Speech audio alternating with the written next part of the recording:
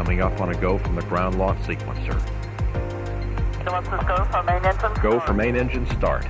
And liftoff of the Space Shuttle Columbia and ASTRO-1 for an insight into the lifestyle of the galaxy. A Space Lab mission called ASTRO-1 will focus its ultraviolet and X-ray telescopes on places far beyond our reach.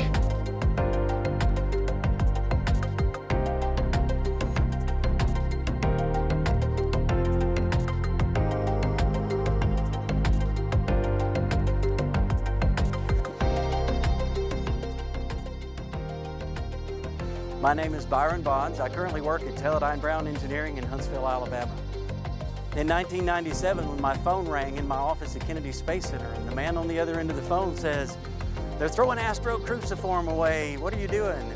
And I said, "What are you talking about? Who is this?" And it turns out it was a design engineer from Teledyne Brown that was familiar with Astro, and he had spotted the cruciform being sold at a scrap auction and identified who the source was that had bought that cruciform for $350. I was currently located at KSC and couldn't get to Huntsville fast enough to rescue the hardware.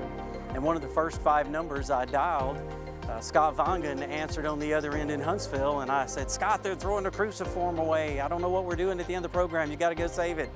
And his response was, "What are you talking about and who is this?" So that began the program of rescuing Astro hardware.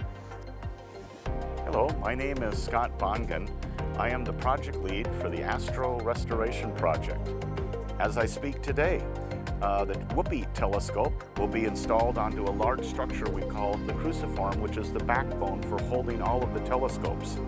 Another large optical sensor package will be going on subsequently. This is the first half, if you will, of the assembly of this integrated cruciform science package. The remaining 2 instruments, which will be shipped later this fall, and at that point we'll install those onto the cruciform, and we'll then have an entire integrated science package.